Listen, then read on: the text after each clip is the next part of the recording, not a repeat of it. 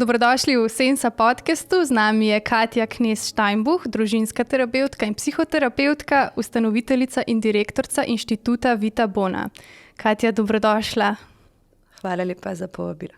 Danes bova govorili predvsem o tem, zakaj bi Slovenija mogla nujno urediti področje psihoterapije. Pol bova šle pa še malo na teme duševnih stisk, predvsem v povezavi z nasiljem v družini in z nekimi zlorabami v odnosih. Skratka, take lahkotne teme. Ja, naše. Pa preden greva v te teme, mogoče malo poveš, kakšen je tvoj december, si vzameš kaj časa zase, kaj ti sploh pomenijo prazniki in december? Ja, ta december je vedno en izziv za vse, bi rekla, tako en tak čas enega pričakovanja, pa lučk, pa veselja navzven in lovljenja tega tudi navznoter. Moj december, če je moj november bil tako obarvan v znamenju lifa in filma, je potem mogoče čas za koncerte, na koncu pa končno tudi za to, kar mi je najbolj pomembno, družino in prijatelje in povezovanja. Tako da se trudim v decembru majčkeno nadoknaditi vse te stvari, ki so mogoče prej izostale. Super. Zdaj, ti se s kolegi psihoterapevti zavzemaš za zakonsko ureditev psihoterapije. Nam malo razložiš, zakaj je to pomembno, predvsem zakaj je to pomembno za nas, običajne ljudi. Ja. V Sloveniji že nekje 20 let poskušamo urediti to področje. Mogoče navzven ne deluje, da bi imeli kakšne posebne potrebe po tem, ampak v resnici se zdaj srečujemo na eni strani z neregulacijo tega, kar pomeni, da na trgu lahko dela terapijo kdorkoli in tudi marsikdo, kar pomeni, da za navadne kliente, ki iščejo terapijo, je to precej nevarno, če ni nekjer napisano, kdo je res psihoterapevt, kdo ni, kdo ima izobraževanje in kdo ne. In še posebej, če se pojavljajo razni medijski spini o vikend terapevtih in tako naprej. In potem en uporabnik res težko loči, kdo je psihoterapevt in kdo ni. Zdaj, kar je še bolj zaskrbljujoče, so čakalne vrste, ki jih prepoznamo tako v zdravstvu kot v sodstvu. Potrebe, ki se pojavljajo tudi na potrebah šolstva, vse hujši primeri, najbrž ne rabam niti naštevati, ker smo vsi zaskrbljeni. In pa potem tudi številke, ki govorijo zase. Konec koncev je Slovenija še vedno v vrhu po statistikah samomorov. Letno smo se še vedno zgibljamo okoli številke 400-500 in isto velja za alkoholizem. Ravno pred kratkim je bil objavljen članek, 800,000 ljudi v Sloveniji naj bi trpeli zaradi posledic alkoholizma. Torej, toliko družin, ki jih ta zasvojenost v bistvu toliko močno prizadene. In če naštevamo še duševne motnje in razne travme, ki se tam recimo pri mamah, pri nosečnicah gibljajo tam nekje od skoraj že pri četrtini, depresija. In še bi lahko naštevali razne anksioznosti, ki so v porastu po koroni. Smo ena izmed držav, pri katerih mladostniki ocenjujejo, da imamo najslabše urejen dostopnost tudi do duševnega zdravja in se tudi v svoji koži zelo slabo počutijo. In imajo zelo velikih tudi že kazalnikov, ki kažejo motnje psihosomatike. Tako da vse to so tako zaskrbljujoči podatki, da mislim, da si v resnici ne moremo privoščiti več, da se teh stvari ne bi reševalo tako tudi v koreninah. Kakšno pa je zdaj stanje z zakonom? Kaj se čaka, kje se zatika, kakšne so zadnje informacije? Zdaj imamo tudi novo ministrico za zdravje. Kaj je že kaj naredila, se kaj dogaja? Ja, informacije so žal zelo skope, kar tako zvimo iz medijev. Recimo takrat nazadnja informacija je bila, da naj bi zakon prišel po novem letu, čeprav se šušlja, da mogoče že kaj prej, za kar seveda navijamo in upamo. V bistvu smo bili veseli tudi novih moči na Ministrstvu za zdravje. In imamo zaupanje, da bi se dalo kaj spremeniti, hkrati nas pa zelo skrbi dejstvo, da ta zakon čakamo že 20 let in da vsakeč, ko pride nov minister, pač nekaj obljubi ali pa si želi neke spremembe, do aktualizacije pa potem v resnici ne pride. Eno zato, ker so vedno druge stvari kakor bolj pomembne, tudi zdaj se to dogaja, razni pritiski in tako. Lahko spremljamo, da ima ministrica veliko dela tudi na drugih področjih. Je pa dejstvo in en minister mi je pred časom že tako nekako povedal, da to njemu sicer zelo pomembna tema, ampak če ima on pred sabo možnost, da bo kupil aparat za oživljanje ali pa namenil denar za psihoterapijo, da je povsem jasno, kaj se bo odločil. Zdaj pa, če mi govorimo o oživljanju, verjetno na prvo žogo vsi pozabljajo te številke, ki sem jih ravnokar omenjala, 800 000 Slovencev, da trpi zaradi alkoholizma, da imamo samomorov še vedno tam od med 400 in 500, da so številke duševnih motenj vse večje in če vse to skupaj seštejemo, pa mislim, da smo tam kar na izenačeni tehnici. In da se tega morda premalo zavedajo tako politiki kot tudi ministrstvo.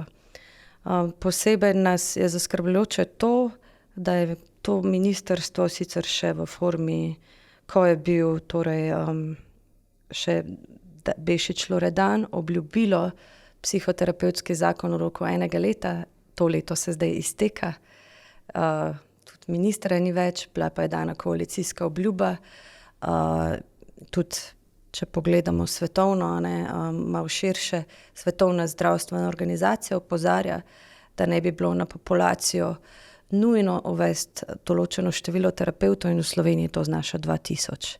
Mi pa jih trenutno niti nimamo toliko na trgu, če se štejemo in torej klinične psihologe, ki opravljajo psihoterapijo in psihoterapevte vseh ostalih vrst, pri nas ne pridemo do te številke.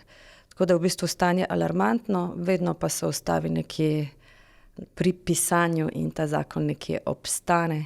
In zdaj ne vemo čisto točno, ali se zatika zaradi raznih lobiranj in moči in preprečevanja in raznih strahov, ali se zatika preprosto zato, ker se ne vidi teh previsokih številk in trpljenja v resnici čisto navadnih ljudi, ki bi si zaslužili to, da pridejo do zdravnika in da takoj dobijo obravnavo, ki ni samo recimo farmakološka, ki ni samo psihiatrična, ampak tudi nekoga, ki si dejansko lahko vzame čas in za eno resno obravnavo, za en resen cikel.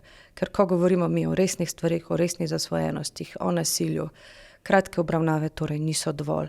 Torej in opažamo, da če tudi bi si v zdravstvenem sistemu želeli, da bi bil prostor za to in če tudi bi se, dopolnile specializacije na tem področju, bi bila še vedno težava prav v tem, da se težko obljubi daljše psihoterapevtske obravnave. Kakšne pa so zdaj čakalne dobe, recimo nekdo, ki ima težave z depresijo, s panično motnjo, z anksiozno motnjo, koliko načeloma povprečju preko zdravstva čakaš na pomoč? To, kar zaznavamo, podatke so tam vsaj 1 leto, 2 leti, ponekje tudi več. Obstaja sicer nekaj centrov za duševno zdravje, ki deluje dobro in hitreje, ampak številke v večini in povprečju so pa še vedno alarmantne in previsoke. Torej, sicer zaznavamo tudi to, da komentarje, da nujna pomoč je dosegljiva takoj, pa žal še vedno kdaj srečujemo, da ni. In sicer tukaj v Ljubljani deluje urgentna psihiatrija za primere, samomorilnosti in dejanske življenjske ogroženosti. Ampak življenjska ogroženost je tak zelo širok pojem, ki ga ljudje tudi dostikrat ne prepoznajo. Ravno zdaj, ko smo decembra in ko se čas, točno to, kar smo imeli na začetku, čas hrepenenja in lučki in veselja, navzven povečuje se, na notranje pa povečujejo tudi stiske, ki dostikrat niso prepoznane, dostikrat niso opažene in tudi ljudje ne prepoznajo točno pri sebi, kdaj je toliko kritično za odločati se za to vrstno pomoč. Druga stvar je pa, da tudi so kdaj zavrnjeni pri takojšnji pomoči. Tako da v bistvu stvari ne funkcionirajo še tako, kot bi si želeli in zato ocenjujemo, da bi bilo v resnici nujno, da ima vsak človek takoj možnost, ko je v stiski, da res dobi to pomoč, ki je nujna. In zaenkrat temu ni tako zaradi teh čakalnih dob. Jaz konkretno kliente preusmerjam k kliničnim psihologom in psihiatrom, ki delajo v zasebnem sektorju, ker tako pridejo hitreje do njih. In še tam morajo čakati kakšen mesec, 2, 3, pa sem zdaj rekla najnižje možnosti, če se res zgodi, da kdo kje odpove, kakšen takšen primer. Sicer pa se mi še ni zgodilo, da bi nekdo prišel takoj na vrsto. Govorim seveda o konkretno mojih primerih. Zdaj v oddaji Tarča je bilo omenjeno, da v zdravstvenem domu Slovenj Gradec ne bi bilo pod napotnico zelo hitro, celo dobrih 6 let. Ne vem, kako naj to komentiram. Čakalne vrste so vendarle nekaj, kar sicer razumem in je slovenska težava tudi na drugih področjih, ampak ker se je ministrica zavzela prav k reševanju te problematike, res upamo, da bo tudi psihoterapevtski zakon opažen in da bo opažene ne toliko zakon kot tak, no, ampak res te potrebe ljudi, ker 6 let je popolnoma nesprejemljivo. Ne predstavljam si, kaj se lahko zgodi z nekom v 6 letih, ki je v stiski in rabi takojšnjo pomoč.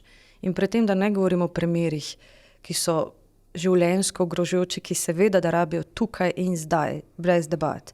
In ne drugačno pomoč, kot je na prvem mestu psihiatrična, diagnostika in potem tudi terapevtska. Ampak govorimo o vseh ostalih stiskah, ko se ljudje čutijo osamljene, ko se čutijo, ne vem, prazne, ko se srečujejo s praznino, ravno zdaj v decembru najbolj, recimo, in vse te stiske, in ste še omenila panične napade, tesnobe, in vse to v 6 letih lahko zelo, zelo napreduje, tudi do razvoja kakšnih dodatnih motenj. In ne preseneča potem številke, ki se pojavljajo, da motnje pri nas še naraščajo. Mislim, že 1 leto je absurdno in nekoristno, se pravi, zelo jasno je, da ta sistem ne deluje takšen, kot je, pa da se potrebe družbe še povečujejo po pomoči. Zdaj vemo, da je tudi slovenski prostor dosti polariziran na 2 pola, se pravi, na eni ste psihoterapevti, na drugi so pa potem klinični psihologi in psihiatri. Zdaj nekako oni se ne strinjajo s tem zakonom, kako je s tem, oziroma kakšno rešitev dajajo te, ki nasprotujejo zakonu, glede na to, da vemo zdaj, da sistem kot tak, kot je, ne deluje. Mogoče 2 stvari najprej. Jaz nas ne bi tako delila na te pole, čeprav se medijsko tako sicer morda zaradi te propagande za zakon tako nekako stvarja, ampak mi zelo dobro sodelujemo s kliničnimi psihologi in psihiatri. Si tudi ne predstavljam izvajanja psihoterapije brez te pomembne in dragocene povezanosti. In res verjamem, da v moč sodelovanj tako drugače tudi na našem področju, ki so še širše kot to, tudi zdaj na tem mestu morda omenim SOS telefon, Društvo za nenasilno komunikacijo, Združenje za moč, Al-Anon, SA, tako veliko enih organizacij, s katerimi mi in ljudi, s katerimi zelo močno in prepleteno sodelujemo. Tako da te razlike se morda pojavljajo pri nekih interesih ali pa zdaj, ko so stvari tako daleč glede zakona, ampak v praksi sem pa v resnici vesela, da dobro in povezano sodelujemo. Zdaj druga stvar, kaj pa se tiče, kako bi, če me sprašujete, klinična psihologija pri nas rešila težavo zakona, kot sem jaz opazila iz medijev, je bil do zdaj predlog samo regulacije tistega področja zdravstva, ki deluje v zasebnem delu. In teh ljudi je res malo, ne? Teh par ljudi ne bo rešilo stisk ljudi, ki čakajo, stisk ljudi, ki bi si želeli iti na terapijo, pa si morda ne morejo finančno privoščiti, in ne bo rešil teh čakalnih vrst, niti ne bo rešil regulacije recimo tega, da kdorkoli lahko dela psihoterapijo pri nas. Tudi nazivi, ki se pojavljajo v medijih, psihosocialno svetovanje, so v resnici žaljivi, ker mi nismo svetovalci, hkrati pa žaljivi do psihosocialnih svetovalcev, ki tudi odlično in vrhunsko delajo na svojem področju. In jih tudi mi prepoznamo kot adekvatne in enako pomembne, tako kot klinične psihologe in zdravnike.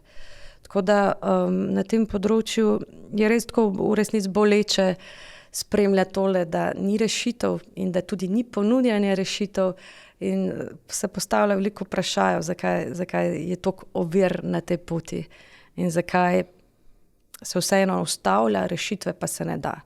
Nekje se zaznala tudi povečanje števila specializacij, ampak tudi če mi povečamo specializacije klinične psihologije za ne vem koliko, kot prvo ni realno, kot drugo mi takoj potrebujemo psihoterapevte. Danes, 2000. Se pravi, aktualnih terapevtov, ki dela to kot polno delo, ne bi bilo manj kot 500, čeprav izobraženih, recimo samo v psihoterapevtski sferi nekaj 1000, ampak da se pa s tem res ukvarja kot poklicno, jih je pa manj kot 500. Torej mi potrebujemo na trgu še več kot 4-krat toliko, kot že imamo. Specializacije pa mnogo manj. Torej sploh se ne izide ta kalkulacija, ne? Tudi če bi zdaj jo začeli delati, pa še potem čez 4 leta, ne? Čez 8 let, ne? Čez 12, ne? In ne predstavljam si, kaj bi to pomeni za stiske ljudi, ki se v resnici večajo vsak dan, ne manjšajo. In motnje, ki se povečujejo. Zato si res, res želimo, da tukaj ne bi šlo za neke osebne interese ali pa preprečevanja ali pa kdo je boljši, kdo je slabši, ampak da bi res dvignili kriterije za vse, povzročili in s tem povzročili, da lahko delajo vsi dobro, kvalitetno in če se kje opaža kakšne pomanjkljivosti, napake, da se nanje opozori, da se lahko tudi, ne vem, spremembe naredijo, dodajo izobraževanja, karkoli bi bilo pač potrebno, zato da v resnici ljudje čim prej dobijo pomoč. Ko sem jaz se obračala po pomoč zaradi hudih paničnih napadov na zdravstvo, v zdravstvu seveda dobiš ponujena zdravila. Recimo psihoterapevtka se mi je pa res posvetila, sva skupaj iskale vzroke, šle v preteklost, in šele ti, ko v bistvu te vzroke poznaš in potem ugotoviš, kaj je izvor tvoje stiske, kaj te spravlja v tesnobo, kaj te spravlja v paniko, jih lahko urediš, ne. Zdaj, če ti samo, bom rekla, ne, da je zdravili kaj narobe, včasih so nujno potrebna, ampak če pa ti hkrati ne urejaš vzrokov, se mi zdi, na dolgi rok nisi veliko naredil. In jaz sem imela takrat res srečo, res da je bilo to še pred korono, ko se mi zdi, da ste bili še veliko bolj dostopni, zdaj je tudi termin pri psihoterapevtih malenkost težje dobiti oziroma malo daljša doba, ampak takrat je bilo recimo to res, ko sem bila res v krizi, jaz sem lahko dobila naslednji dan termin, ne, kar mi je ogromno pomenilo in si ne predstavljam, da če bi šla v psihoterapijo preko zdravstvenega sistema, da bi jo dobila čez 1 leto, 2 leti, mi je to v teh letih se toliko spremeni, toliko stvari je, da mi je to čist absurdno, nepojemljivo, no, tako da, ker ti takrat, ko si v duševni stiski, ti krvaviš navznotri. In isto je, če ti krvaviš navzven, bodo vsi se potrudili, da bodo to rano sanirali, če pa to navznotri, pa v bistvu tega noben ne opazi. Ampak nekako se mi zdi, da so pa rezultati lahko zelo podobni, ne moreš ti krvaveti 1 leto, ker boš izkrvavel. In hočem s tem samo povedati, koliko nevarno je za družbo, da puščamo ljudi v nemoči dlje časa. To je nevarno za osebo, za njegovo okolico, za družbo kot celoto in mislim, da v bistvu izgubljamo življenja z tem neučinkovitim sistemom in s temi čakalnimi dobami. Žal res in hvala, Ana, za to ranljivost. Je prav dragoceno slišati iz prve roke nekoga, ki je toliko prestal in doživel in tudi imel neko lepo izkušnjo s področja psihoterapije. In se strinjam in absolutno podpišem vse, kar je bilo izrečeno. Sistem ne bi smel dovoljevati, da kdorkoli v stiski, ko se počuti sam, ko se mu prvič zgodi paničen napad, ki je bilo ravno omenjeno to, ko nima pojma, kaj se mu dogaja, ko telo toliko preplavi, da ljudje mislijo, da bojo ravno kar umrli in ne vejo, ali je to ali infarkt, ali karkoli. In kljub vsemu zaveščanju niso na to pripravljeni, ker ne glede na to, koliko prej prebereš, ti to v tisti sekundi ne pomaga. In v taki stiski res rabiš nekoga, potrebuješ psihoedukacijo, potrebuješ nekoga, ki sliši, ki se poglobi, ki si vzame čas za dolgi proces, da se ugotovi, kaj je sploh vzrok paničnih napadov. Jaz v moji 10-letni karieri nisem srečala paničnega napada, ki bi bil zgolj mehansko pogojen. Vedno so se name obrnili ljudi, ki so imeli spodaj izkušnjo, kakšne težje izkušnje, ki še ni bila predelana. In potem je samo telo tako na ves glas sporočilo, a me opaziš, želim, da me slišiš, da se ukvarja z mano, da eno stvar se predela. In to je samo glasen klic telesa po tej predelavi. In paničnih napadov je v resnici ogromno v Sloveniji. Tudi te statistike so zelo visoke. Mislim, da je že več kot 1/5 ljudi kdaj doživela paničen napad. In tukaj ja, seveda, da je pomembno, da imamo sistem, ki ponudi tudi zdravila v primeru, da grejo stvari predaleč. Brez tega, mi v vsakem primeru, ko imamo opravka že samo sumom motnje ali pa kakorkoli, tako moramo tudi poslati naprej, in da to k temu timsko pristopamo. ampak nekateri klienti čutijo, da lahko regulirajo panične napade popolnoma brez zdravil. Pri nekaterih gre pa res tako daleč, da kakšen večer recimo ne morejo zaspati in v tistem trenutku potrebujejo pomirjevala. Pomirjevala so sicer, bi rekla, na srečo tudi zdaj zdravniki že opozarjajo, da ni preveč dobro tako redno jih jemati, da se za nek določen čas vključijo, dokler je akutna situacija, dokler se nek uporabnik ne nauči še, kako pomiriti svojega telesa, ali pa če je motnja toliko močna, toliko akutna, da res potrebuje in predno recimo antidepresivi primejo in zares delujejo. Tako da to je dragoceno, ampak res obstaja toliko mnogo več, ker stiske spodaj ne moramo utišati zdravili, ne moramo utišati z bliščem decembra, ne moramo utišati z nekim družbo, s čimerkoli. Naše telo pač bo vedno spregovorilo. In temu ne moramo uiti, pa če smo politiki, če smo kdorkoli. In je res tako fajn, da govoriva danes o teh stvarih, ki so pomembne, da tudi ljudje mogoče slišajo, da niso edini, ki se jim to dogaja in da bi jim pripadalo zdravstvo in takojšnjo pomoč in da niso sami v tem in da jim pripada to, da jih nekdo sliši, da jih nekdo razume in da jih nekdo strokovno in varno tudi podpre. Zdaj Zbornica kliničnih psihologov v Sloveniji je na svoji Facebook strani objavila: psihoterapija ne more biti samostojen poklic, saj gre za eno od oblik zdravljenja in zahteva strokovno usposobljenost za diagnosticiranje duševnih motenj in spremljanje njihovega poteka, zato tudi zavračamo poseben zakon o psihoterapiji. Se pravi, protiargument je torej, da vi nimate zdravstvene izobrazbe in da se ne spoznate na diagnostiko, ki je pomembna. Kako to komentiraš? Ja. To je malo tako, kot da bi jaz njim učitelja, da ker v resnici nimajo v štartu medicinske fakultete narejene, da niso niti zdravniki in da so zadnji, ki bi se lahko oglašali glede pojma, kaj je zdravljenje. Ampak se mi zdi to popolnoma nerelevantno in izgubljanje časa za pomembne teme. Torej, če pojasnim samo to, del, da se odzovem na ta očitek pomanjkanja znanja.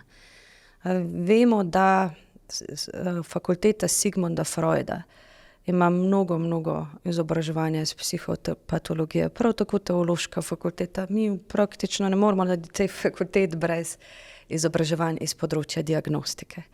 In ta izobraževanja se iz leta in leto še dopolnjujejo. In tudi teološka fakulteta se uspešno povezuje z medicinsko fakulteto in ima predavatelje tam, ki predavajo prav te teme. In fakulteta Sigmunda Freuda ima klinično prakso pri psihiatrih. Tako da pravzaprav se te stvari v resnici dogajajo in se uspešno rešujejo in verjamem pa, da so med nami razlike.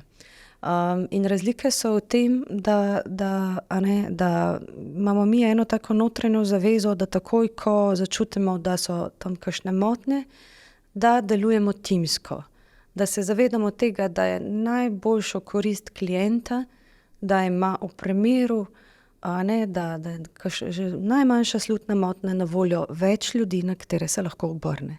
In da je tam psihiater, in da je tam klinični psiholog, in da je tam psihoterapevt. To ljudem, še enkrat poudarjam, res pripada.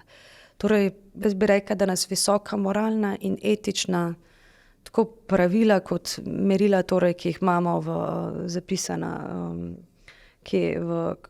v naših združenjih, kot profesori, ki so nas spodbujali temu, kot neka notranja osnovna drža zavezuje k temu, da res naredimo procese najbolj varne za kliente.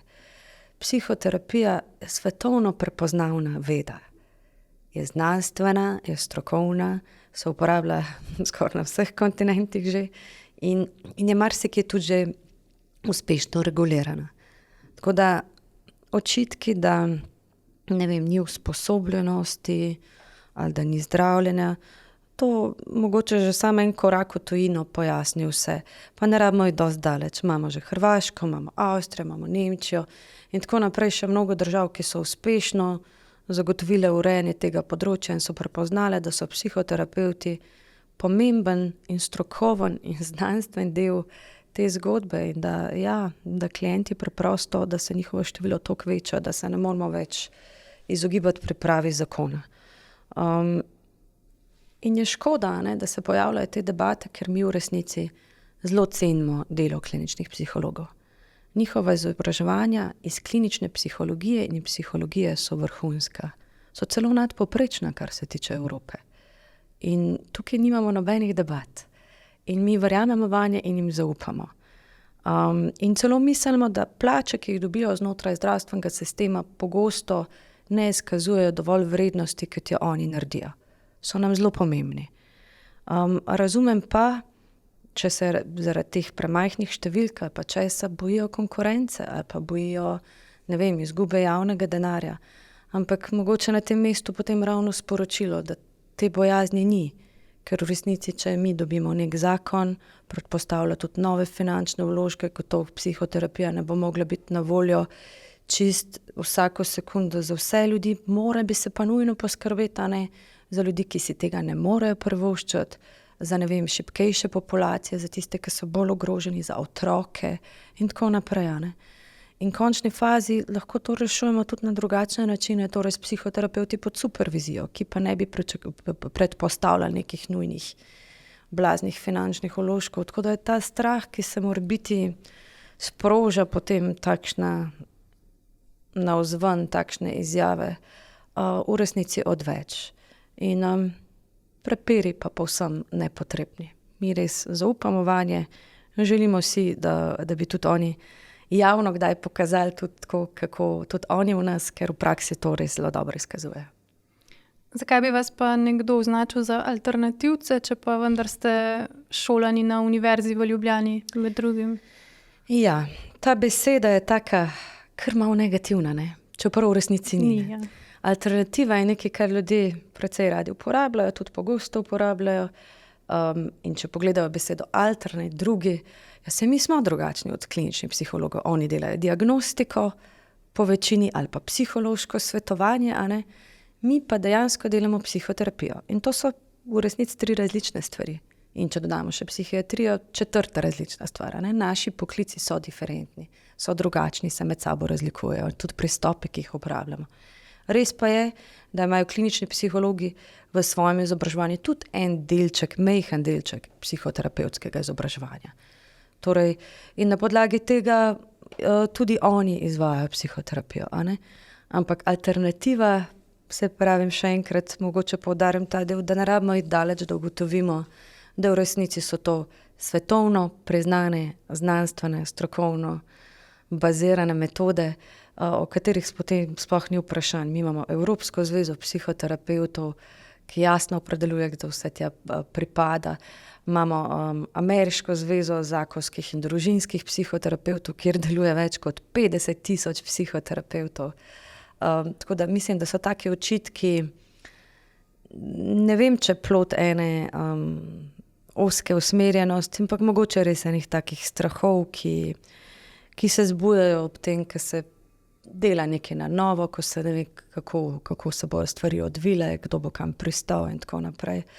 Ampak res poudarjam, da niso nameni iz naše strani, ki si želimo te stvari urediti, niso negativni, ne želijo nikomor ničesar odvzeti, samo ljudem še dodati. Kje si se pa ti šolala, lahko malo objasniš svojo izobraževalno pot?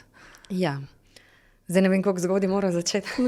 Lahko bolj proti koncu. Psihoterapevtski del sem opravila na teološki fakulteti, kamor sem se namerno zaradi želje po zakonski družinski terapiji, ki me je prepričala že pri 17, upisala že torej od štarta. V srednji šoli sem bila v eni gimnaziji, kjer je bila moja profesorica Andreja Mikuš, klinična psihologinja, ki je na Tarči stala poleg mene. In sem ji zelo hvaležna, ker je takrat bila prva oseba, ki me je navdušila za študij psihoterapije. Pa mogoče zdaj malo pozabila. In me tudi usmerila v tej smeri. Tako da takrat se prvič začel tleti v meni ta želja, ker sem tudi njo opazovala, pa predavanja, ki smo imeli psihologije in tako. In na teološki sem torej naredila 5 let te humanističnega izobrazbe, potem pa še 2 leti izpopolnjevanja, to je program, ki vsebuje veliko terapevtske prakse. Preskočila sem absolventa, ki mi je bila ta študij toliko fajn. In šla sem, potem upisala sem doktorat in naredila 3-leten doktorski študij. Spogledujem se pa že z novo idejo njihovega študija, ki ga še pripravljajo, pa ne smem o tem verjetno še preveč govoriti. Ampak je to nekaj, kar mi je zelo, zelo blizu in dragoceno, da imamo v Sloveniji po zaslugi Kristjana Gostečnika, ki je to relacijsko družinsko terapijo pripeljal iz Amerike, tudi v Sloveniji, bom rekla, da čast študirati, ker sicer verjamem, da bi marsikdo ostal tudi brez tega dragocenega pristopa. Verjamemo pa, da so vsi pristopi po svoje zelo dobri in kvalitetni in v Sloveniji pravzaprav nimamo slabih psihoterapevtskih izobraževanj, kot se morda kje pojavlja ta spin. Se pravi, nisi naredila vikend tečaja? Zdaj vam rekla nekaj tako, edini vikend tečajniki pri nas so klinični psihologi, kar sicer razumem, ker pač so udeleženi v javnem sistemu in morajo čez teden imajo vaje, so tam in ne morejo se drugače izobraževati kot po vikend tečajih. Recimo vedenjsko-kognitivna terapija, ki je njihova najbolj izbrana za procesov do specializacije, poteka, ne vem, na prvi stopnji 8 vikend tečajev, na drugi stopnji 18. In to je tisto, kar nas malo boli, da nam iste osebe, ki v bistvu so šle skozi vikend tečaje, to očitajo nam, ki pa nekateri študirajo tudi po 10 let psihoterapijo. Zdaj, če vemo, na SFU imate možnost 2+3+3 ali pa 4+1, potem Slovenska krovna zveza za psihoterapijo izobražuje sicer ne akademsko, ampak isto, če ne izhajajo z psihološke smeri oziroma humanistične, morajo narediti leto propedevtike in potem še 4 leta izobraževanj. Na teološki je pa res tako, me prav fascinira, kako ta študij kar raste, se pravi 3+2, se pravi osnovni ČMO program mu rečejo, in pa potem še 2 leti magisterskega, pa 2 leti specializacije, bil še torej izpopolnjevanje, 3 leta doktorskega in zdaj pripravlja še nov študij 2-letni, tako da teološka fakulteta bo v Sloveniji ponujala 12 let psihoterapevtskega izobraževanja. Tako da, če te številke niso impresivne pri nas, jaz mislim, da imamo v Sloveniji ena odlična, zelo, zelo dobra psihoterapevtska izobraževanja. In če pol primerjaš te izobrazbe med sabo, koliko ur recimo namenijo za psihoterapijo, za učenje psihoterapije, recimo vi, psihoterapeuti, pa potem klinični psihologi in psihiatri, imaš kakšen podatek, okviren, se ne rabiš točno? Ja. Mogoče bi zdaj malo pogledali v tujino na evropske standarde. Evropski standardi, ki so pogoj za naziv, da je nekdo terapevt, obsegajo, tako bom rekla, od 1200 do 1800 ur. To povprečju nekje 1500. In 1500 ur je tudi pogoj pri zakonskih družinskih terapevtih, da lahko dobimo licenco za upravljanje zakonske družinske terapije. Na fakulteti Sigmunda Freuda je ta številka še mnogo višja, še več kot enkrat višja skoraj. Medtem ko tudi krovna zveza se obrača na torej mednarodna merila, 1500, 1200 naprej. Medtem ko, če pogledamo torej psihoterapevtske izobraževanja, torej govorim samo o tem delu, ki je za nas pomemben, znotraj zdravstva pa so v bistvu malo nižje, ker nimajo zahteve po izobraževanju celotnega procesa. To pomeni, da morajo za specializacijo narediti samo prvo in drugo stopnjo. To pa v najboljšem primeru pomeni 500 ur. To je kar tretjino manj psihoterapevtskega izobraževanja, kot ima katerikoli terapevt v Sloveniji. In zato nas to potem še malo bolj prizadene pa boli. In kar je še bolj mogoče boleče, je ta del osebne izkušnje, za katero mi verjamemo, da je nujen pogoj, da lahko sploh kvalitetno delamo z ljudmi. Ja, se pravi, vi greste vsi skozi psihoterapevtski proces, da lahko postanete psihoterapeuti. Ja, osebna izkušnja psihoterapije je nujna predvsem iz 2 naslovov. Zato, da lahko začutimo res kliente, ko pride na terapijo, kaj vse doživlja, v telesu in kakšna stiska je, ko pridejo prvič do nekoga, ki ga ne poznajo, morajo povedati včasih tudi najbolj grozljive stvari, ki jih niso še nikomur. In če nisi šel sam skozi ta proces, ker si se malo srečal s sabo, to težko razumeš. In precej podobno še drug del, ki pa bi rekel, da hujše. Mi v Sloveniji nimamo popolnoma nobene varovalke pri tem, kdo dela z ljudmi. Ne na področju zdravstva, ne na področju sociale, ne na področju šolstva, pravzaprav nikjer, da bi imeli mi eno tako res konkretno. In psihoterapiji je edina dobra varovalka osebna terapija. Osebna terapija predpostavlja, da človek dela na sebi, da se sreča s sabo, da se spogleda s tem možnostjo, bom šla še dlje, tudi kakšnih motenj, razvoja česarkoli, kar bi lahko imel, pa mogoče še ni nikjer se pokazalo navzven. Psihoterapija je eno, tako malo se pohecam, brskanje pa se, pa iskanje igle v kopici sena, ampak je toliko zelo pomembno za psihoterapevta, da to naredimo, ker šele to nam daje večjo čustveno zrelost, in večjo možnost, da smo res najboljše verzije psihoterapevtov za ljudi, ki jih srečamo. Če si sami ne priznamo, da smo mi prvi, ki imamo napake, ki imamo, čisto iste, kot ostali ljudje. Včasih pridejo ljudje na terapijo, pa rečejo, vi imate zagotovo popoln partnerski odnos. In ko povem mojemu možu doma, se milo rečeno, kar zelo dobro ne smeji. Kar pomeni, ne, psihoterapevti nismo popolni, smo ljudje, tako kot ostali, imamo težave, včasih veliko težav. Ampak edina zaveza, ki res čutim, da je pa res globoko nosimo v sebi, pa to, da nenehno te stvari predelujemo, da delamo na tem, da se izobražujemo, tako strokovno, torej izobraževanje v smislu teoretično, praktičen del je pa to delo na sebi. In zdaj, če to nekomu vzamemo, ki dela z ljudmi, jaz res ne vem, koliko je to potem za nekoga lahko varen proces.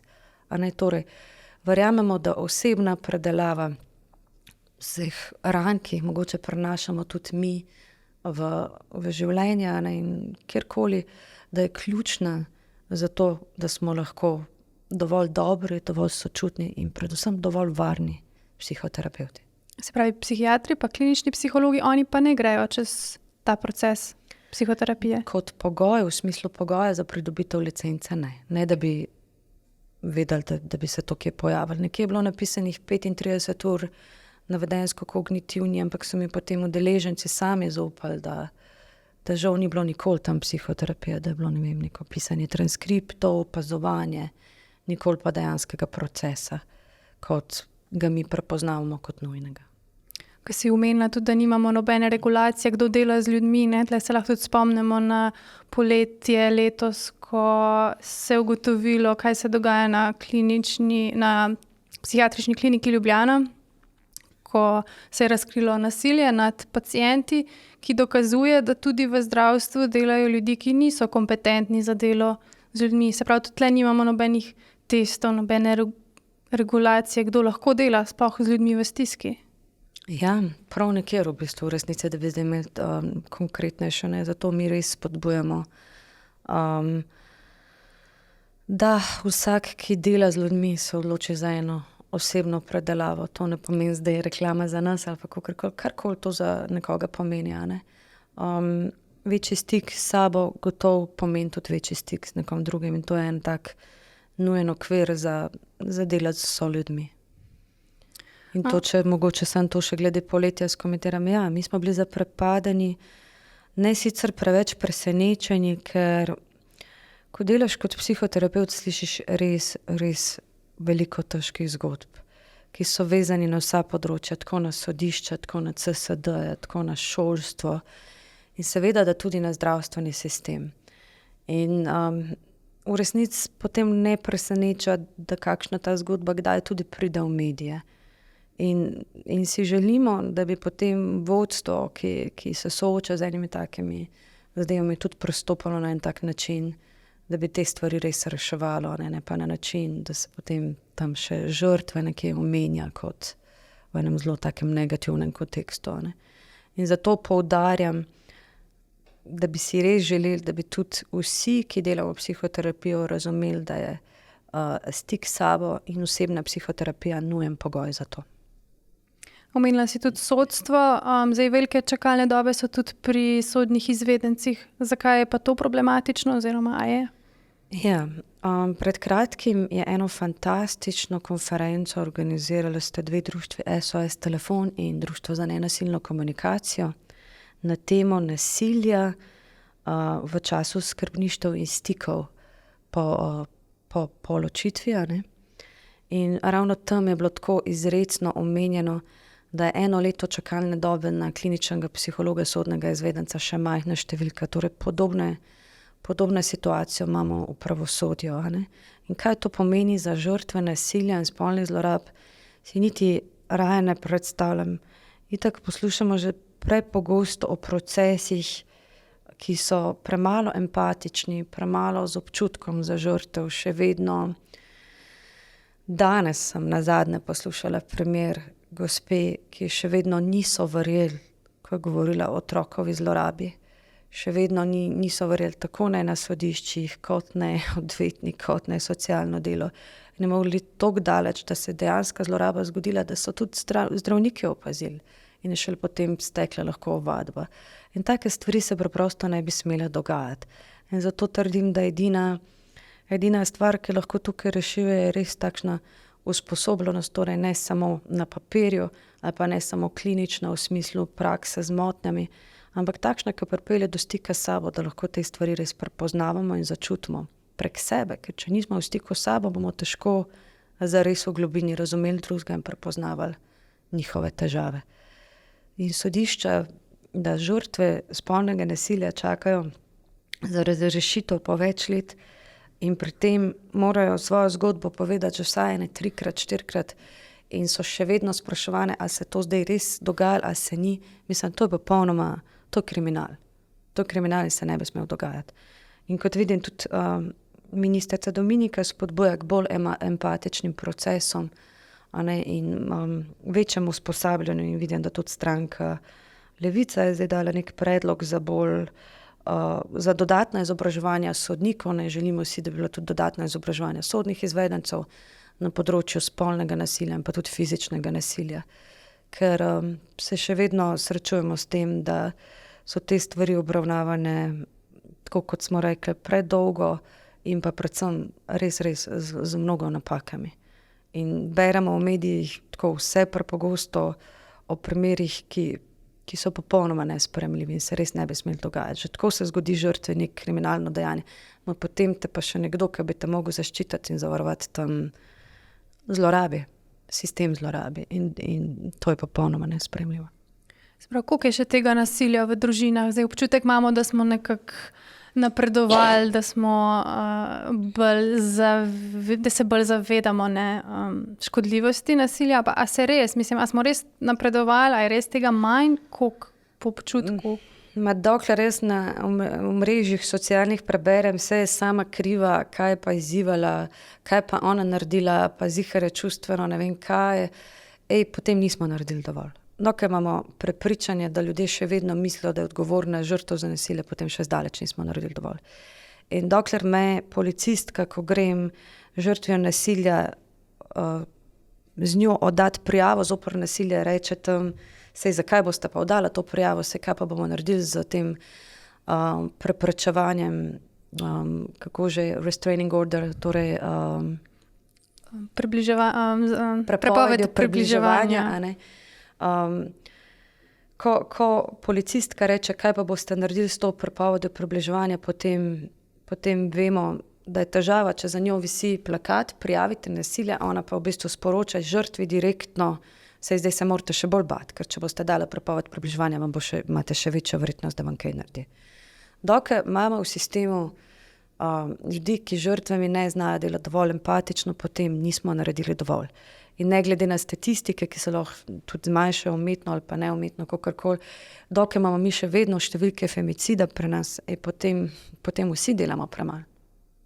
Prej si nas že spomnila na tisto problematično izjavo direktorja psihiatrične klinike, ki je dejal, da ženske pogosto podajo lažno prijavo. Koliko je res lažnih prijav v praksi in koliko je problematično, da nekdo to izjavi?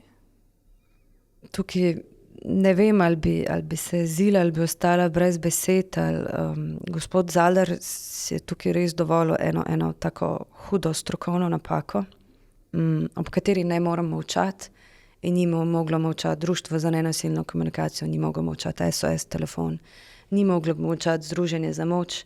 Vsi, ki delamo s spolno zlorabljenimi, vemo, da so to tako boleče teme in da so take izjave tako toksične in tako nevarne, da se jih nihče v življenju ne bi smel nikoli privoščiti, še najmanj pa nekdo na takem položaju. In če bi bili mi v Ameriki, bi tukaj bile posledice zelo resne. V Sloveniji pa očitno lahko marsikdo reče karkoli. In verjetno ni naključje, da me ravno v tistem času, en mesec kasneje, kontaktirala ena gospa, ki je bila v stiski in je odvetnik odsvetoval prijavo spolnega nasilja, nad hčerko, ker se je ravno ločevala. Ker so pač sklepali, da je ne bojo verjeli, ker v procesu ločitve to sporoča. Ker prej ni dala nobene prijave. In res niso verjeli. Niso ji verjeli na socialnem delu, niso ji verjeli na sodišču, torej najbolj zaskrbljujoče pa to, da odvetnik ni spodbujal dati prijave. In da je moglo iti toliko daleč, da so potem stiki bili dodeljeni obema. In to govorim zdaj z dovoljenjem te gospe. In stiki so bili dovoljeni obema in je prišlo do ponovne spolne zlorabe punčke. In take stvari se, ampak res nikoli ne bi smele dogajati. Mi ne smemo tolerirati spolnih zlorab, ker smo prepričani, da je ena mama pač to hranjena, da bo iz nekega maščevanja to naredila. Mi moramo vendarle preveriti vse faktore v tem. In zato jaz mislim, da je psihoterapevt tudi v sodstvu nujno potrebna pomoč. Ker če imamo tam ljudi, ki dajo take izjave, in če imamo ljudi, ki sploh ne grejo skozi osebne procese psihoterapije in ne prečutijo teh stvari in nimajo izobraževanj na področju spolnega nasilja, zakaj mi dovoljujemo, da te ljudje so ključni, ki odločajo o teh procesih? To se ne bi smelo dogajati. In javno bom rekla, ena punčka je bila na ta račun spolno zlorabljena. In boli me. Vsaj ena, verjetno ne. To je primer, ki ga jaz poznam. Ja. In osebno me prizadene in boli in jaz mislim, da smo tukaj kot družba popolnoma odpovedali, če nas tukaj ne gane in če tukaj rečemo, naj bojo stvari tako, kot so. Jaz mislim, da zaradi teh ljudi, da zaradi teh otrok, jaz ne moram pogledati stran in reči, saj ne bomo imeli psihoterapevtskega zakona, se bomo še vedno delala dobro, vsi bomo delali dobro in naprej in nič ne bo spremenilo. Ne moram, ker mislim, da se mora urediti in spremeniti stvari na področju tako pravosodja, tako zdravstva, tako šolstva, da smo v resnici toliko daleč, da si tega reševanja ne moramo več privoščiti. Kaj pa je definicija spolne zlorabe? Ker se mi zdi, da ljudje pogosto napačno si predstavljamo, da je to samo posilstvo, ampak to je veliko bolj kompleksen pojem in verjetno zaradi tega tudi tako težko dokazljiv. Ja, mogoče če se vrnem še k prejšnjemu vprašanju, ki nisem odgovorila v celoti. Na konferenci o nasilju, ki jo je organizirala Društvo za ki sta jo organizirala Društvo za nenasilno komunikacijo in SOS telefon, so povedali, in sicer gospa Maja Plas, ki je poklicala na policijo in želela statistike, koliko je bilo lažnih prijav spolnega nasilja, je policija odgovorila, da v zadnjih 10 letih niti ene. Zdaj ne vem, če rabim še karkoli glede tega komentirati, ampak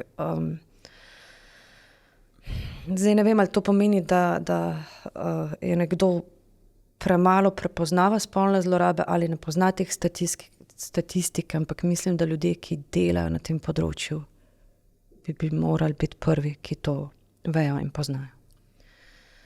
Zdaj pa, če se vrnem, spolna zloraba je zelo, zelo kompleksna tema.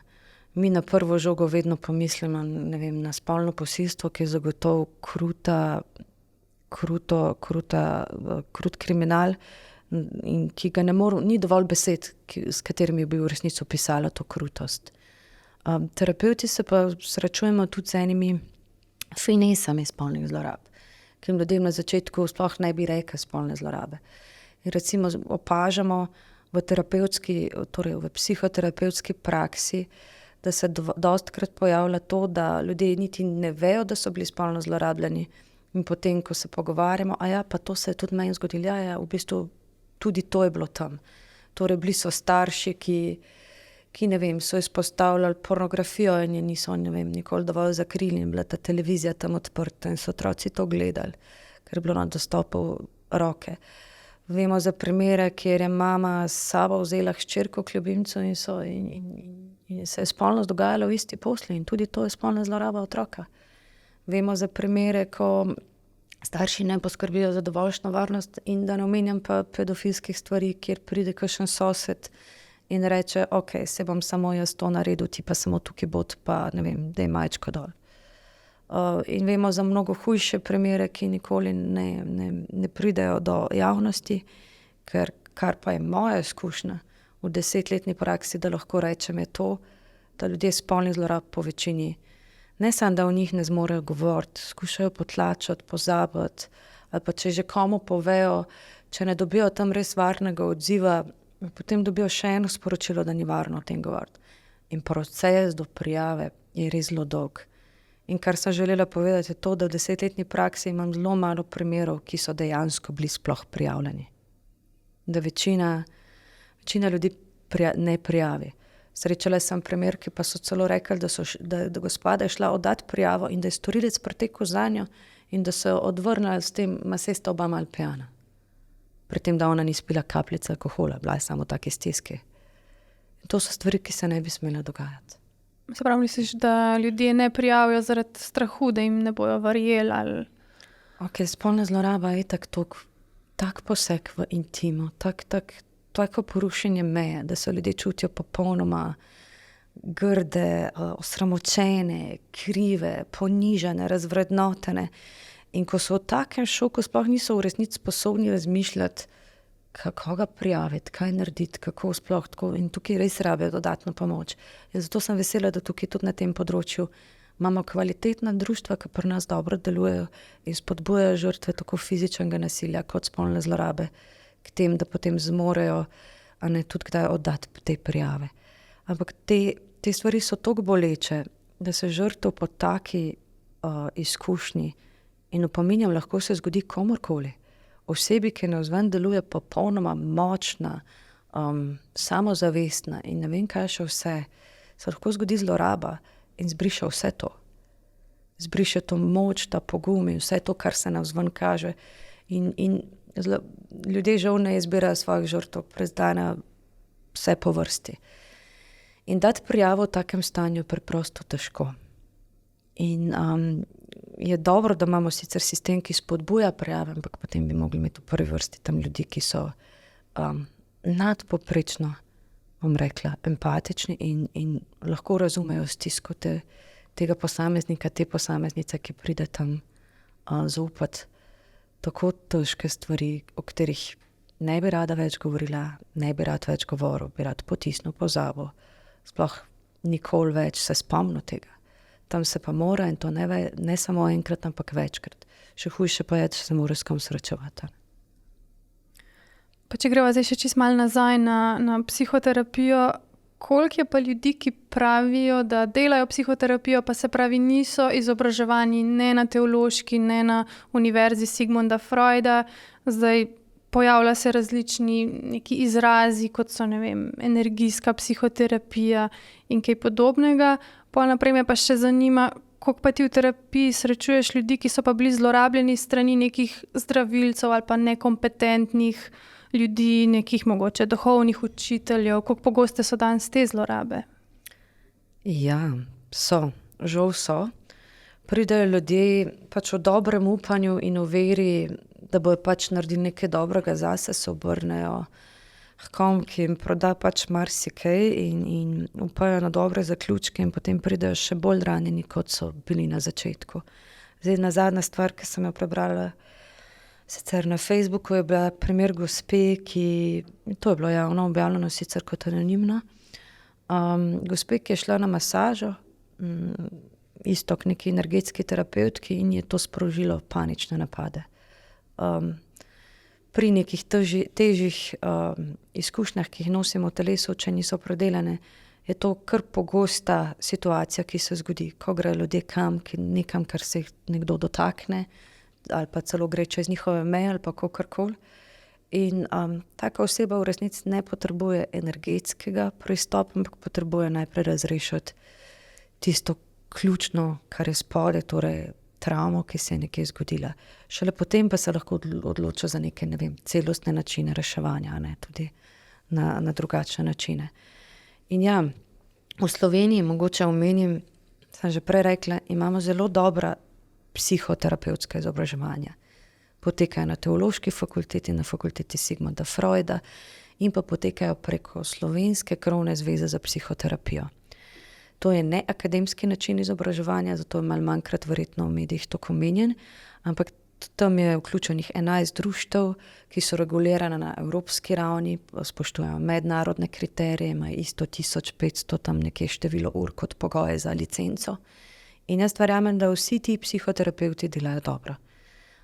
Problem pa so ljudje, ki morda delajo, kaj tako grdo rečejo šarlatanja, ampak ki morda delajo v bolj alternativnih področjih, pa mogoče tisto celo zelo dobro. Ampak potem si pa dodajo en napis terapevt. Zadnjič sem nekje prebrala terapija onkraj besed. Pojma nimam, kaj bi naj to pomenila, ampak nakazuje na psihoterapijo. In veliko enih takih je psihoterapija v samo nekem kratkem času. Ali pa morda se še izognejo pa narečejo ravno psihoterapija, ampak boljše kot psihoterapija, le terapija, ne vem kaj, 3 pikice. In to je ta problematičen del, ki ga želimo regulirati. Ni problem alternativni pristop, problem je, da nekdo ponuja nekaj, česar ne izvaja. Neko zavajajoče reklamiranje. To pa bi itak moral regulirati, tako kot zaznavamo tudi na drugih področjih, ne samo na psihoterapevtskem, ampak druge področje imajo neko regulacijo zakonsko urejeno in se da kaj ukrepati. Pri nas pa nekdo, ki ima slabo izkušnjo na psihoterapiji, lahko ukrepa samo in izključno v primeru, če je ta psihoterapevt član nekega združenja. Na kar pa mi ne moramo nikogar prisiliti ali pa kakorkoli dati kot pogoj. Samo zakon lahko to naredi. Da da kot pogoj, neko psihoterapevtsko zbornico in da pogoj, da vsak, ki izvaja psihoterapijo, mora biti član te. In kot član te mora imeti toliko in toliko za sabo ur, osebne izkušnje psihoterapije in tako naprej, kot pogoj enega varnega delovanja.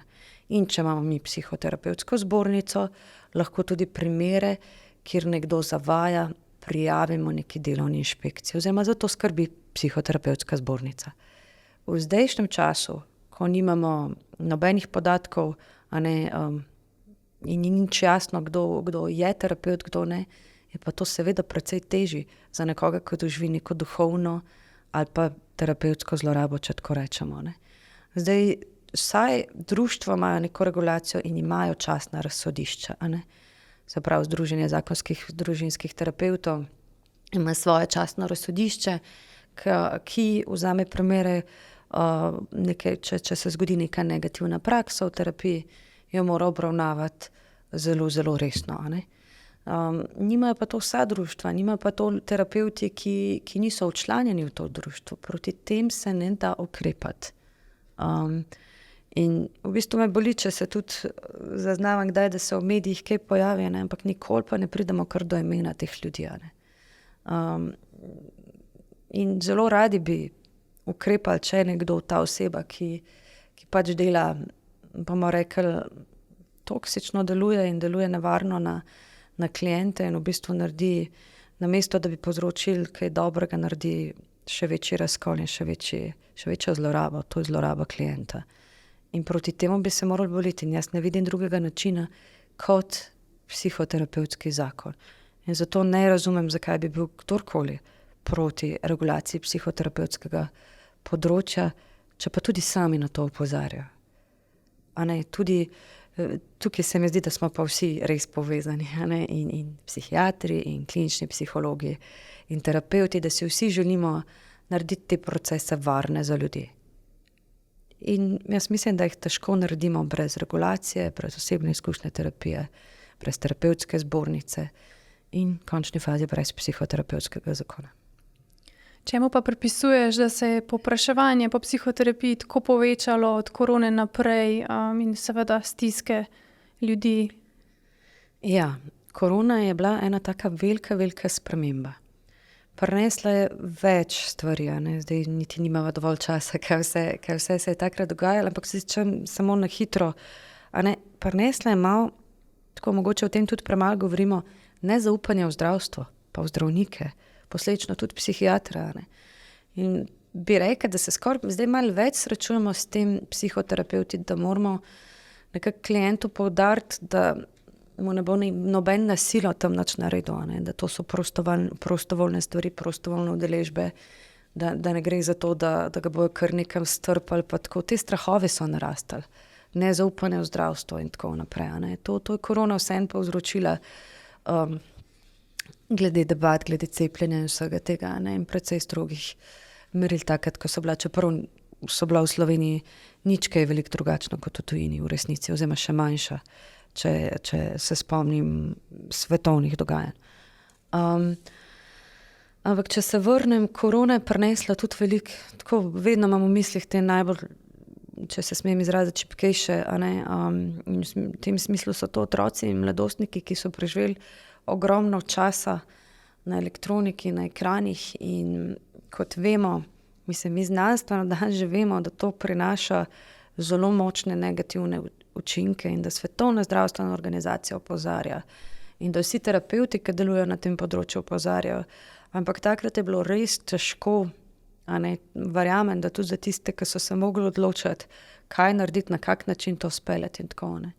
Meni je bila zelo všeč tam Angela Merkel, ki je mogla, takrat je bila ona tista, ki je mogla ljudem sporočiti in rekla, jaz res ne vidim drugega načina, toliko ljudi umira, če bi imela kakršnokoli drugo rešitev, kot je lockdown, bi jo takoj dala. In je tako z enim takim občutkom in srčnostjo, ki mogoče ne bi pričakovali, ampak takrat jo je pa imela.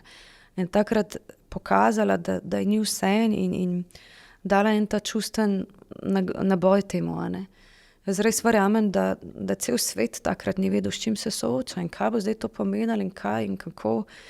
In je bilo en kup pravil, a ne, na pravila se pa ljudje zelo različno odzivamo, če smo imeli težave z avtoriteto že doma, ne, mi imamo, včasih se, ne bom rekla pohecam, ampak včasih res rečem, da imamo veliko še za narediti na temo odsotnosti staršev, posebej recimo očetov, pa včasih preveč navzočih mam, potem kot neka posledica tudi tega. In če smo imeli tam zaradi teh stvari malo izzivov z avtoriteto, je gotovo potem ta čas prinesel tudi svoje na tem področju. Ampak če se vrnem na mladostnike, mi res opažamo, no, in porast duševnih motenj in mislim, da nas niso nikoli toliko klicali, kot kličejo zdaj za pomoč, prav mladostniki. Zdaj v nekem nasilnem odnosu se ponavadi ne znajdemo po naključju. Kaj so ponavadi vzroki, da se znajdemo v življenju v nekem nasilnem odnosu? Ja. Včeraj sem nekje prebrala en dober citat, da ljubezen ni slepa, ampak je ponavljajoča. Ponavljamo pa tiste vzorce, ki so bili najbolj primarni iz naše družine, ki so se najbolj shranili v naše nezavedno. In ponavadi poiščemo tistega partnerja, partnerko, ki nam najbolj prebudi tista najbolj skrita vzdušja, ki se jih niti ne zavedamo. Mi nazvan že rečemo, všeč so mi njegove oči ali pa njen nasmeh ali pa nekaj tako na začetku, ko se spoznavamo ali pa neka lastnost tudi. Ampak ko pa se predeluje, a ne, potem na partnerskih terapijah te stvari, pa vidimo, da pridejo najbolj boleče vzdušja iz družine, da so lahko zelo pogosto ali skupna, komplementarna, a ne, in da je zelo zanimivo to opazovati ta del pri nasilju. Je pa nihče, tako zelo pomembno, da se mi zdi izpostaviti, da nihče ne želi nasilja. In če tudi, a ne, ko se dostikrat pojavijo komentarji, pa kakšna ženske celo, ne, saj si videla, kak je, zakaj si z njim. Ja, nekdo, ki je doživel prej nasilje v primarni družini, v kakršnikoli obliki, je to njegova osnovna norma dojemanja odnosov. Pomeni, odnosi so nasilje in niso vajeni česa drugega. In kakorkoli jim svet dopoveduje, družba, socialna omrežja, je to toliko globoko vpisano v njihovo telo, da rabijo res veliko časa, spodbude, to so daljši psihoterapevtski procesi, da res telesno, organsko in tudi racionalno razumejo in dojamejo, da je to nasilje in da to ni ljubezen. Nasilje ni enako ljubezen. In da ne more biti 3/4 časa me rad, če vse samo 1/4 časa to naredi. Ne gre. Nasilje ni del ljubezni. In tudi ni nasilje samo konflikt, ker gre za proces med dvema enakovrednima partnerja, ampak je moč torej močnejšega nad tistim, ki je šibkejši. Vedno. In zakaj se to dogaja? Zelo težko, da bi se to dogajalo brez neke osnovne ranjene duše spode, če tako se izrazimo, ne? Osnovne ranjene samopodobe. Torej, pogosto opažamo pri primerih, mi temu rečemo, torej soodvisnost, ker ena oseba vztraja v odnosu z nekom, ki je zlorabljajoč, bodisi nasilen, fizično, spolno, čustveno ali pa tudi zasvojen, recimo, ali pa nenehno vara. In take stvari, take primere ne rešujemo v načelu, ker so toliko hudi na partnerskih terapijah. Rešujemo predvsem preko individualnih. Ker je nekje smisel take terapije, da ta oseba prvič dobi občutek, da je vredna, da šteje, da pripadajo odnosi. In zelo, zelo počasi se gradi na tem, da preko odnosa, in mi verjamemo, da je odnos tisti, ki zdravi v terapiji, prepoznava, da je vredna varnih, lepih, nenasilnih odnosov. In to je res proces. Zakaj potem v kontekstu zlorab v odnosih na svet pusti ga, spakiraj in pojdi, kar je nekako najbolj pogost komentar, ki ga dobiš od okolja, ampak ni pa vedno koristen. Zakaj? Ja, mi smo ga v eni skupini, kjer smo, mi smo skupino Sočutno partnerstvo, kjer smo prejemali veliko teh anonimnih vprašanj in smo dali kot pravilo skupine prepoved pojdi. In seveda je bilo treba to 1000-krat pojasnjevati, pa zakaj ne dovolite, pa se ta gospa mora iti čim prej od njega. Ja, ena zapletena dinamika je tukaj. In rečemo je partnerski pakt. Partnerski pakt je v primeru soodvisnih odnosov tako močan, da v sekundi, ko tisti, ki je soodvisen od partnerja, ki je, ne vem, bodisi zasvojen, nasilen in tako dalje, v trenutku, ko mi partnerja, ki bi moral prevzeti odgovornost za svoje dejanje, s tem soočimo na terapiji, torej, da bi se šel nasilnež zdraviti, da bi šel alkoholik, da bi se odpovedal alkoholu, v sekundi bo ta partnerka poskušala na en način nezavedno to preprečiti. In to je partnerski pakt. Partnerski pakt ne dovoljuje prehude spremembe v partnerskem odnosu preveč na hitro. In to je tako, bomo rekli, nenapisano zavezništvo v teh tako ranjenih odnosih. In ko ta gospa, ki piše tam, ne vem kaj ne naredim, prebere, pojdi stran, se v njenem telesu zbudi samo, ne, se on je okej. Čeprav ni. In čeprav ona čuti, pa ve, pa prepoznava in vidi, da se tam dogaja res grozno nasilje, bo to avtomatsko v njenem telesu zraslo in avtomatsko bo začela tega človeka zagovarjati. In to se dogaja v komentarjih. Če imajo anonimni potem še željo komentirati, se pogosto kad zgodi to, da ko nekdo napiše samo pojdi stran ali pa zakaj ne greš stran, se zgodi prav to, da se potem vedno tega storilca, če se tako smem izraziti, zavaruje. In zato je mnogo bolj pomembno, da se te žrtve nasilja, če se spet tako izražam, ovrednoti in da se jih mogoče daje eno tako podporo, da same razmišljajo, zakaj ostajajo v tem odnosu, kako se počutijo, kaj je tam. In meni je res zelo dragocen, da tukaj lahko, da imamo Društvo za nenasilno komunikacijo, da imamo SOS telefon, ker oni so res tisti, ki tako ovrednotijo žrtve na eni strani, na drugi strani res naredijo dobre načrte odhoda v tistih primerih, ko je nasilje toliko močno, da se mora žrtev zavarovati z odhodom in prekiniti, ker se ga ne da reševati, ker je nasilje, ker je jasno, da se nasilje ne bo nehalo, da partner ne bo nič naredil in da se bo nasilje samo stopnjevalo. ker ni več konflikta, ampak imamo nasilen odnos. In v teh primerih je res pomembno, da se žrtev zavaruje in da najde en način, kako ima čim več podpore, tako prek psihosocialnega svetovanja, terapije in ostalih ljudi, ki so jo lahko blizu. Verjetno predvsem, da se ne bi to pol tudi ponavljali, ker nekako, če nič ne naredimo, smo nekako obsojeni na ponovitev. Ja, to je pa nekaj, ker tudi vsi psihoterapevti verjamemo, da če ne pridemo v stik z eno rano, s temi našimi preteklimi izkušnjami, nas bo telo nezavedno prisililo vedno znova iste situacije. In vse to ne pomeni, da bo točno, morda ne bo naslednji gospod, recimo, če je to ženska pa moški v tem primeru, morda ne bi bil naslednji gospod spet alkoholik, morda bi bil naslednji, ne vem, samo zasvojen z delom, ali pa morda bi bil naslednji potem, ne vem, na travi, ki bi delovala tako navzven, mogoče bolj funkcionalno, pa čeprav ni. A ne?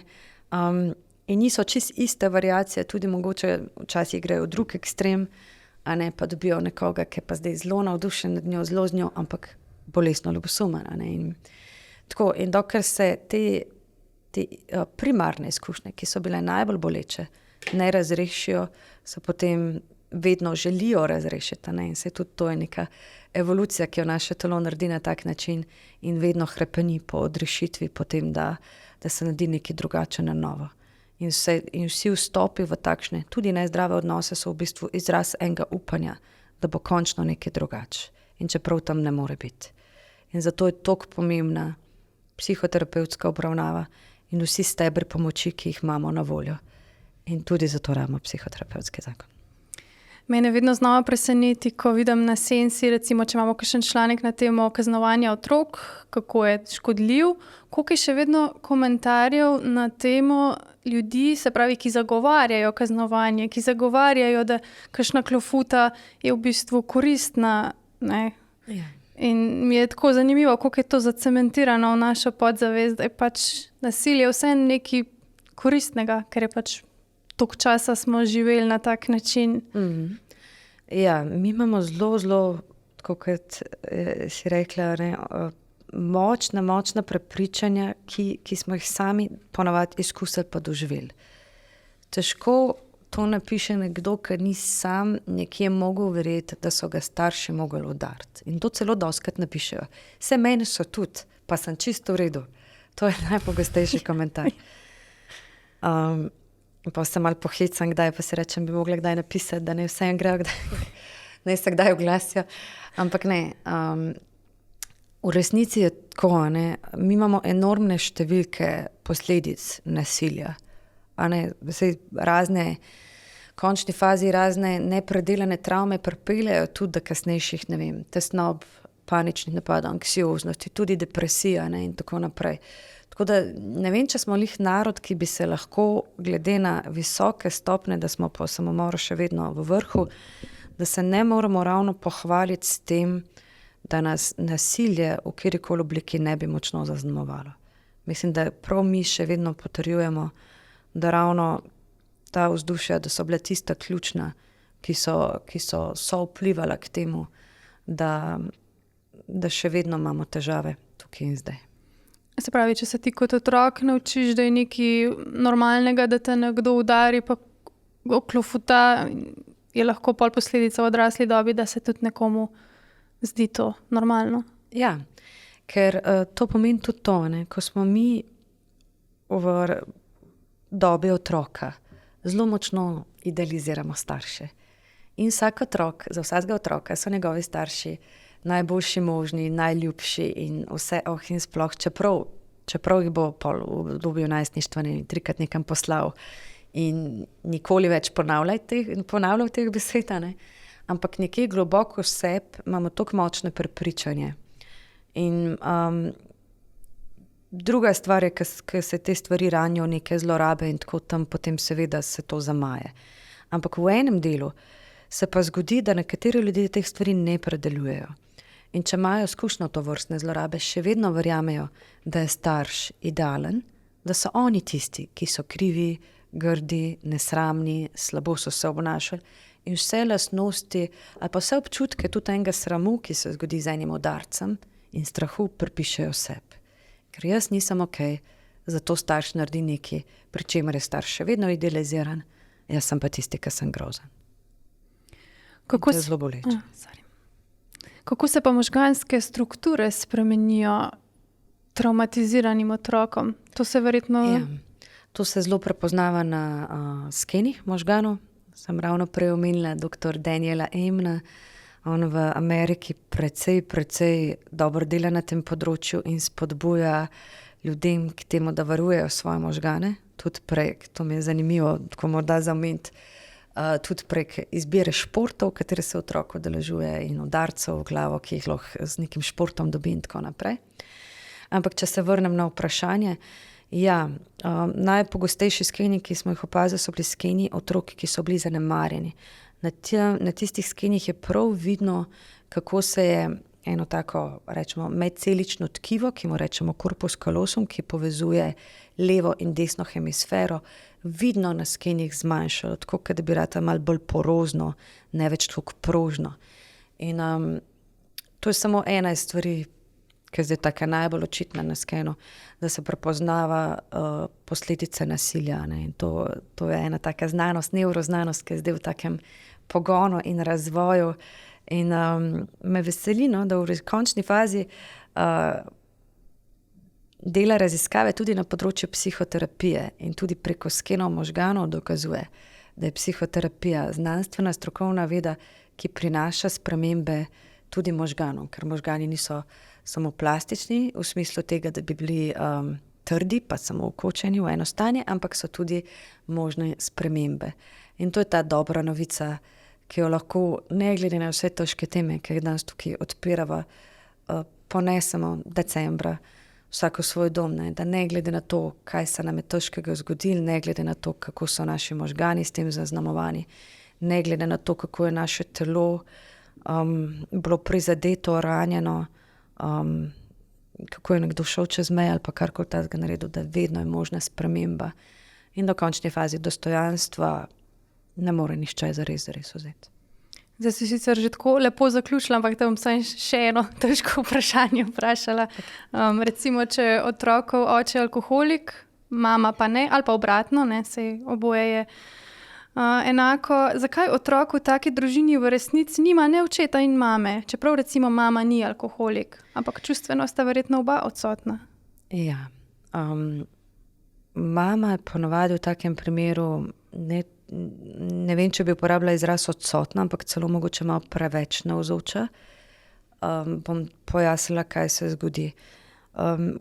Ko je oče ali pa mama, ne, pač če je nek partner v eni družini malo bolj odsoten, je potem majčkeno večja verjetnost, da se v primeru, če zdaj mi govorimo o res o enih takih ranjenih družinah, pa o travmiranih primerih, a ne, ta mama lahko naveže na otroka prekomerno. To pomeni, a ne, da imamo potem tako imenovan na delu tam čustveni incest. To je ena taka zelo boleča stvar za otroke, ker so postavljeni v vlogo odrasle osebe, čeprav niti slučajno niso na tej ravni, a ne zmorejo nositi take teže. To je eno, kar se lahko zgodi. Drug primer pa niti ni nujno, da bi zdaj ta en partner, ki ostaja, bil, ne vem, prekomerno na otroka navezan, pa bi otrok vseeno stopil v vlogo nekoga, ki je tam edini, ki je pravzaprav v tej družini odgovoren, ki se trudi postavljati meje, ki se trudi očetu in mami dopovedati, da bi morale biti stvari drugače urejene. In pa še tretja, a ne, mislim, teh variacij je itak, to zdaj govorim najbolj tipične, ki se pojavljajo na terapijah. Kar je še boleče, je to, da ko pridejo klienti, ki imajo izkušnjo alkohola v preteklosti, vedno rečejo, pa zakaj ni kaj naredila, zakaj ni šla. Ne rečejo na prvo žogo, kakšen je bil on, ampak zakaj ona ni šla. In to je tisto, kar je boleč del, da od tega otroka nihče ne zavaruje. In zato so v tem smislu drži beseda odsotni starši, ker ne glede na to, koliko je ta mama lahko ljubeča, bo ta otrok še vedno čutil nevarnost, nepredvidljivost in nenehna spraševanja, kaj se bo zgodilo v enem trenutku. In to je ta neka taka drža, ki jo potem pogosto ponesejo tudi s sabo v nadaljne življenje, neka kontrola, ki jo potem težko spustijo. In to je najbolj boleč del vseh teh zlorab, kar govoriva, da ni samo tisti moment, ki nekaj zaboli. Otroci, ki so bili fizično zlorabljeni, so celo rekli na terapijah dostikrat, pa sej niti ne boli več, pa na koncu se navadiš bolečine. Ampak najhujše je to, da te to zaznamuje za celo življenje. In da je to res tek na dolge proge. In da vsi tisti, ki delamo z nasiljem, vemo, da tudi če žrtev že gre v varno hišo, pa verjetnost, da se bo vrnila nazaj, je zelo, zelo visoka, če ne bo vmes res nekje vključena v močno podporo.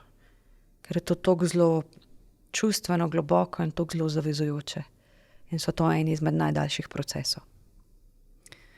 Bova počasi zaključili, ker so se dotaknili kar par težkih tem danes, ne od tega, kako slabo stanje pomoči je v Sloveniji, do tega, koliko je še vedno nasilja, alkohola in zlorab v družinah. Imaš mogoče še kakšen nasvet za praznike, predvsem za tiste, ki izhajajo iz družin, kjer so odnosi razdrti, prekinjeni, pa bi radi čutili neke te topline praznikov, ki si jo vsi želimo oziroma po njej hrepenimo? Ja, gotovo bi težko priporočala v tem smislu, da bojo lučke kar koristile, da bojo vse to. Ampak v takem primeru jaz vedno ljudi povabim na psihoterapijo. Psihoterapija, ne bom rekla, da je čarobna palčka, nikakor ni. Ampak ljudje rabijo nekoga, ki jih predvsem sliši. In če nimajo te osebe tam, pa ne vsaj pokličejo na nek anonimni telefon. In vsaj na ta dan, ko je toliko težko, si dajo ta občutek, da so vredni, da imajo nek stik, da imajo odnos, ki je tam za njih. Da nihče ne rabi biti sam v teh svojih stiskah.